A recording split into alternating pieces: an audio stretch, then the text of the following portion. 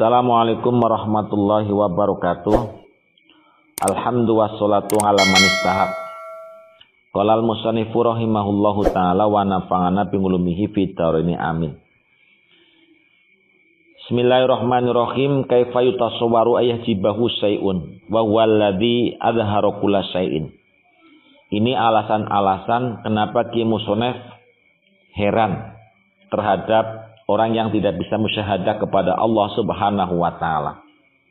Di mana dalam bab sebelumnya Allah Subhanahu wa taala diterangkan oleh Ki Musonef mimma yadulluka ala wujudi qahrihi ayan an hajabakanganhu bima laisa bimawjudin.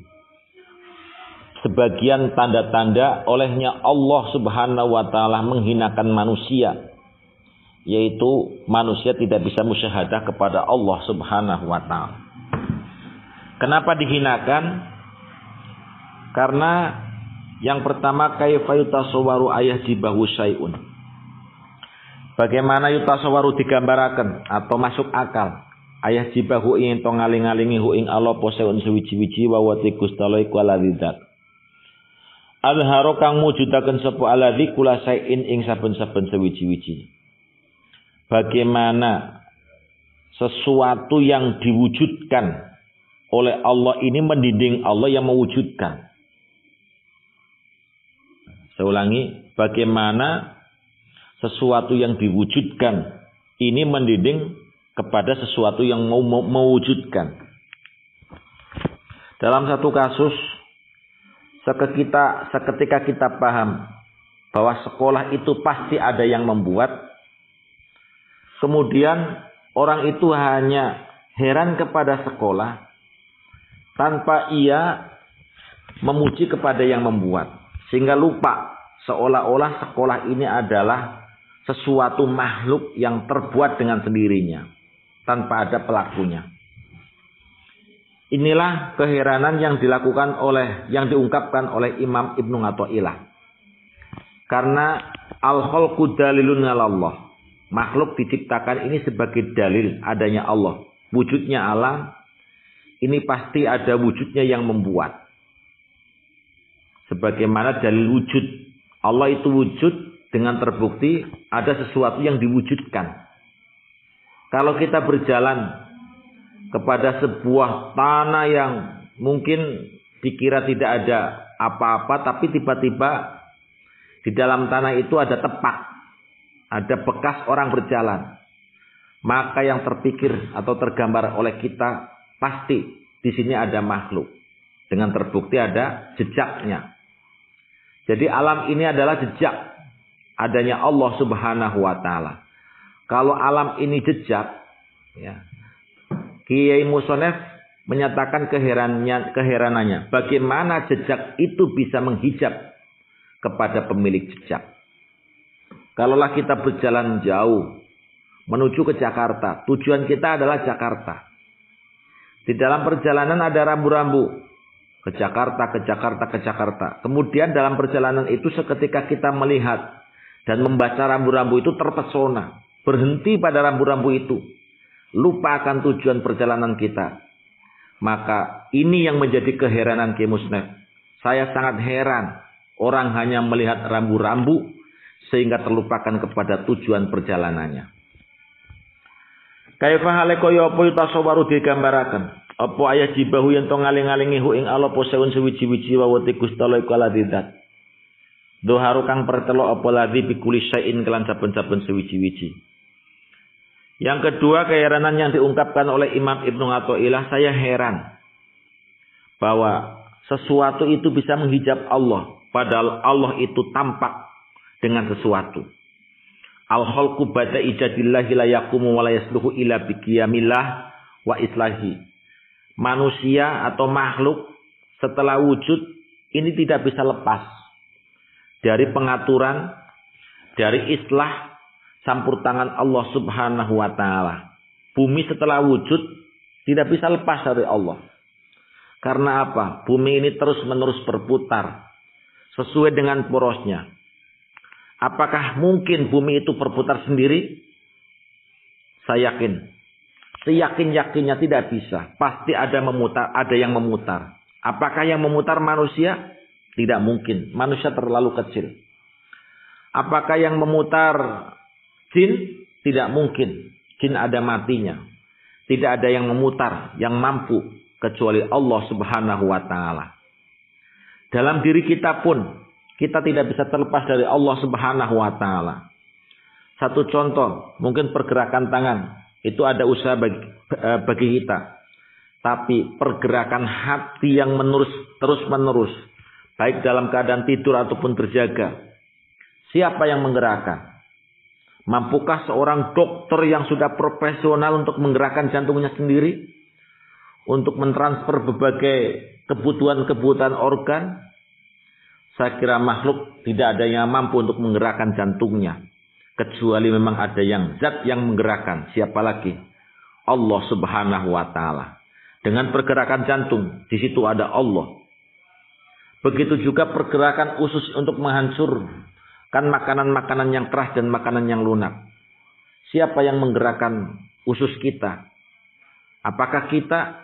Kalaulah itu diserahkan kepada kita, mungkin 10-20 menit kemudian kita tidak akan pernah mampu. Begitu juga pergerakan ginjal yang memisahkan antara racun dan tidak. Semuanya itu adalah campur tangan Allah Subhanahu wa ta'ala. Jadi Allah itu tampak dengan sesuatu. Wa kaifa yutasawwaru? Lan hale kaya apa? Yutasawwaru den gambaraken. Apa ayah jibahu ento ngaling-alingi hu ing Allah posaun suwiji-wiji. Wa huwa Gustala iku aladzat. Dhuharu kang pertelo apa mengkono-mengkono ladhi fi kulli shay'in ing dalam saben-saben suwiji-wiji. Bagaimana bisa digambarkan bahwa sesuatu atau alam semesta ini menghalang-halangi atau mendinding adanya Allah. Padahal Allah Subhanahu wa ta'ala tampak pada sesuatu. Ingat, al-kaun, alam semesta ini adalah tempat penampakan sifat-sifat Allah Subhanahu wa ta'ala. Kalaulah boleh saya menggambarkan bahwa layar ini adalah sebagai tempat nampaknya sesuatu yang ada pada HP atau pada Android kita. Jika kita buka di dalam HP WA, maka keluar sesuatu yang ada dan itu tampak pada layar. Layar adalah tampaknya gambar, tempat tampaknya gambar dan tulisan. Begitu juga lah makhluk.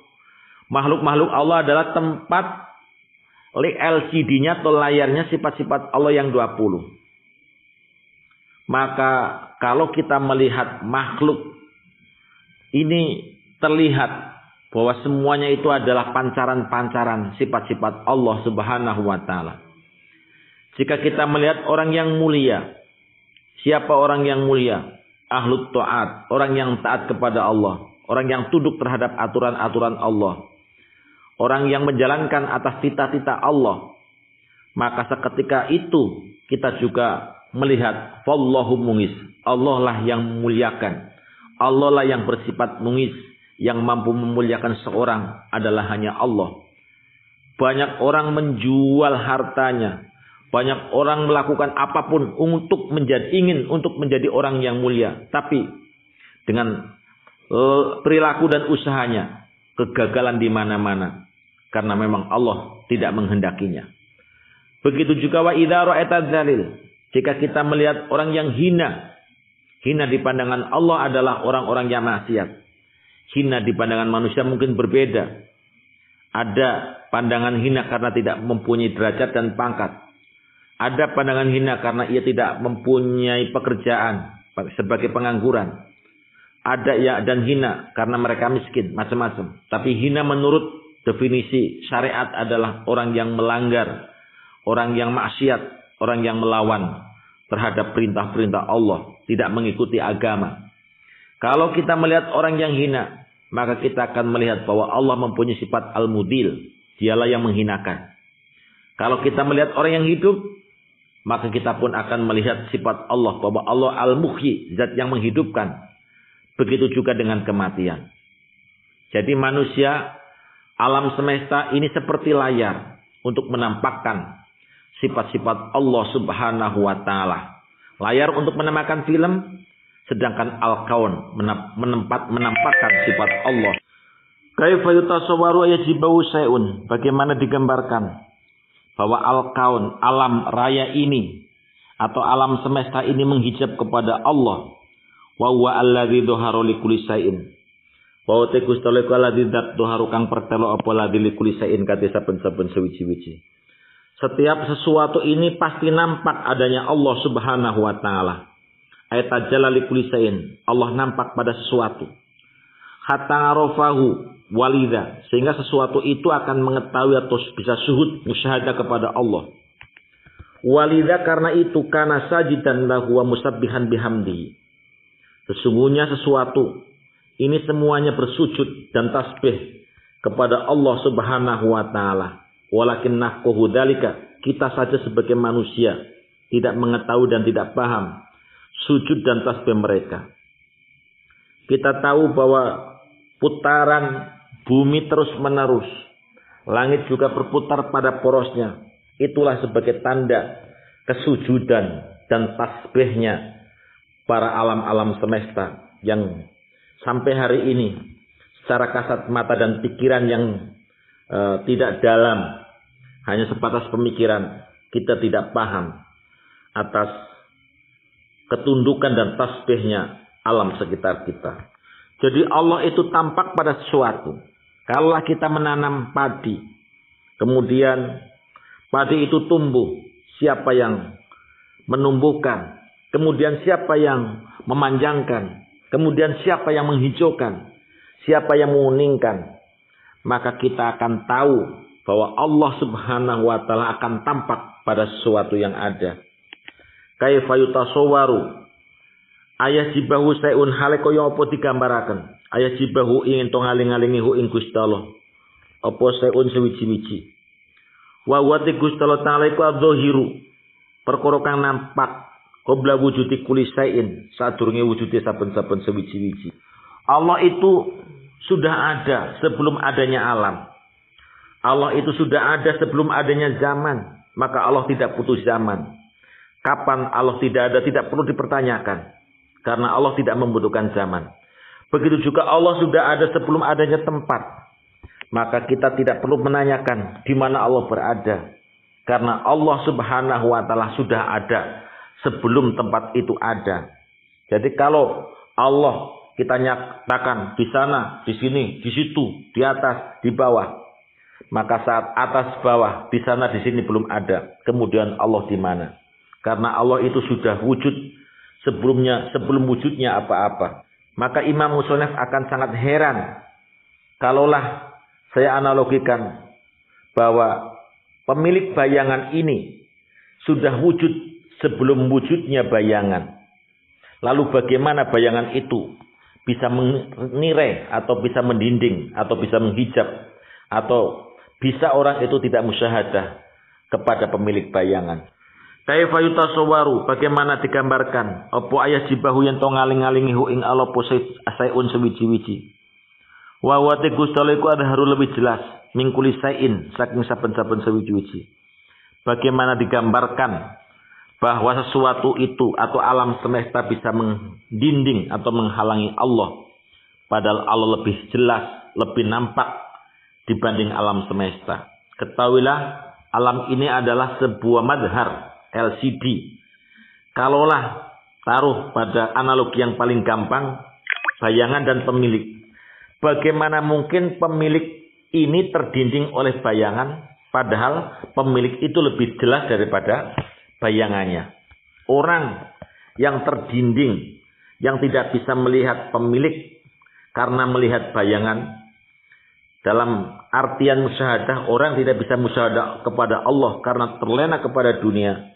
Orang-orang itu yang disebut orang ahlu maksiat. Karena banyak dosa yang menyelimuti kepada hati. Sehingga hati ini tidak bisa menyinarkan atau memancarkan sinar keimanan. Sehingga dia didinding untuk tidak bisa musyahadah kepada Allah Subhanahu wa ta'ala. Kaifa halaka ya apa yutasawwaru den gambaraken apa ayah jibahu yen to ngaling-alingi hu ing Allah poseun suwiji-wiji. Wa wa Gusti Allah taala iku al-wahidu dat kang siji, kang sewiji. Laisa kang ora nono ora niku manggu sertane Allah poseun suwiji-wiji. Bagaimana alam semesta itu menghalangi kepada Allah, padahal Allah itu sendiri wujud di dalam alam. Jadi menungso niki kaya wayang. Ya, menungso itu seperti wayang, dalange yo siji. Ya, dalange yo siji. Lah menungso niku wujud niku yo kena. Menungso menika wujud to wayang iku wujud ya mergo karepe dalang. Berarti menungso niku wujud ya karepe Gusti Allah Subhanahu wa taala. Jadi wujude menungso menika kados dene wujuding alam, mula dalam berbagai hal disebut sepataken bahwa wujudnya alam ini adalah disebut dengan ngadam. Wayang dadi wujud ya ora direken, ya. Wujude wayang ora direken. Sebab sing direken menika namung dalang. Wujude menungso ini adalah bagaikan ngadam karena wujud yang hakiki hanyalah Allah Subhanahu wa taala. Jika tidak ada Allah, tidak ada kewujudan. Ya. Wujudnya manusia ini adalah madhar, ya. Tempat di mana Allah Subhanahu wa taala memberikan atau melakukan sifat-sifatnya, membuat sifat-sifatnya yang ada pada semua alam ini. Kaifa halaka ya apa tasawwaru den gambaraken apa ya jibau yen to ngaling-alingi hu ing Allah poseun suwiji-wiji. Wa wa Gustaleku aqrabul perak ilaika. Maring sira min kulli sain tenimbang saben-saben suwiji-wiji. Bagaimana digambarkan sesuatu itu mendinding kepada Allah. Allah itu lebih dekat daripada sesuatu. Sebab Allah Subhanahu wa taala yang menggerakkan hati kita. Allah Subhanahu wa taala yang memberikan kekuatan kepada kita dibanding orang lain. Bahkan Allah lebih dekat daripada kita. Kita tidak mampu untuk menggerakkan isi perut kita, usus kita, ginjal kita. Itulah Allah Subhanahu wa taala. Maka dalam sebuah ayat wa nahnu aqrabu ilaihi min hablil warid. Ini zat Allah Subhanahu wa taala dianggap lebih dekat daripada diri kita kalau kita memang bisa musyahadah kepada Allah Subhanahu wa ta'ala. Ahlus syuhud, ahlus syuhud itu adalah orang yang melihat zatnya Allah itu lebih dekat dari ruh alam, ruh Allah. Ya. Dia hanya melihat kepada zat Allah. Ya. Dia yang dilihat itu zatnya Allah Subhanahu wa ta'ala. Jadi apapun ini adalah kehendak Allah. Terus ahli syuhud menika kalau memang bersyukur kepada Allah Subhanahu wa ta'ala, syukur karena zatnya. Jadi terserah Allah itu memberi nikmat atau tidak. Nek ahli syuhud niki nggih piyambakipun mesti bersyukur kepada Allah Subhanahu wa taala. Kula gambaraken kaya dene syukur kita, senang kita kalian anak kita. Kita cinta kepada anak kita karena anak kita. Bukan karena ia pandai, bukan karena ia ganteng, bukan karena ia bisa menghasilkan uang. Itulah syukur kita disebut sebagai syukur kepada zat kepada anak kita. Begitulah ahli syuhud. Ahli syuhud itu syukur kepada Allah, mencintai Allah karena zatnya, bukan karena sifatnya. Sedangkan ahlul hijab, ahlul hijab yang dekat baginya adalah ilmunya, kudratnya. Jadi ahli hijab kadang-kadang ia bersyukur kepada Allah Subhanahu wa taala karena mendapatkan nikmat. Seketika nikmat itu tidak ada yang ada bencana, kemudian ia ngalu-alah terus menerus. Nah, ini perbedaan antara ahlul hijab dan ahli syuhud.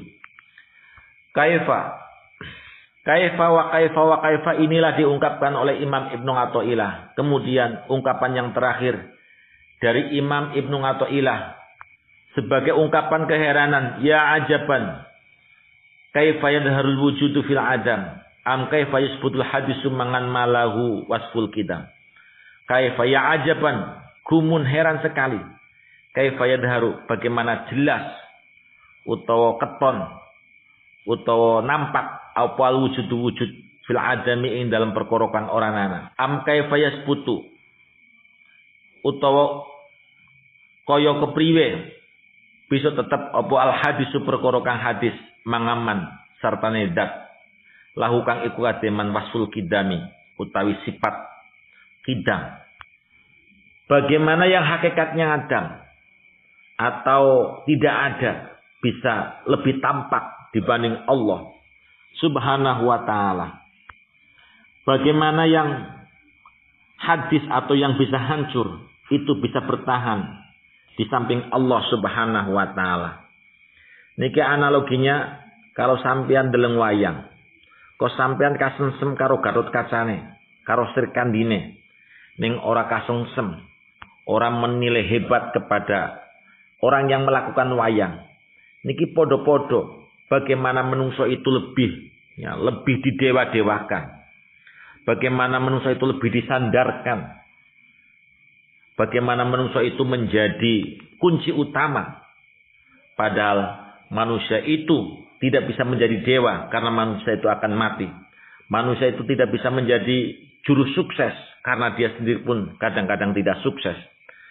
Padahal yang bisa mensukseskan, yang bisa menjadi segalanya adalah Allah Subhanahu wa taala. Kalau belajar dari itu, kita akan mampu mengetahui bahwa sebetulnya ketiadaan manusia yang dianggap tiada menurut ahli sufi itu memang benar-benar tiada. Karena keberadaannya bukan atas kehendaknya sendiri, tapi kehendak Allah Subhanahu wa taala.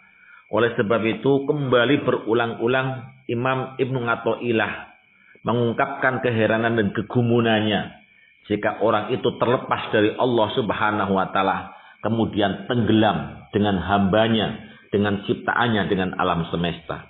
Mudah-mudahan kita bisa diberi syuhud oleh Allah agar kita bisa menyaksikan keagungan, keperkasaan dan sifat-sifat Allah di dalam kehidupan kita, di dalam lingkungan kita. Oleh apapun yang kita lihat, maka akan nampak sifat-sifat Allah Subhanahu wa taala. Allahumma amin ya rabbal alamin.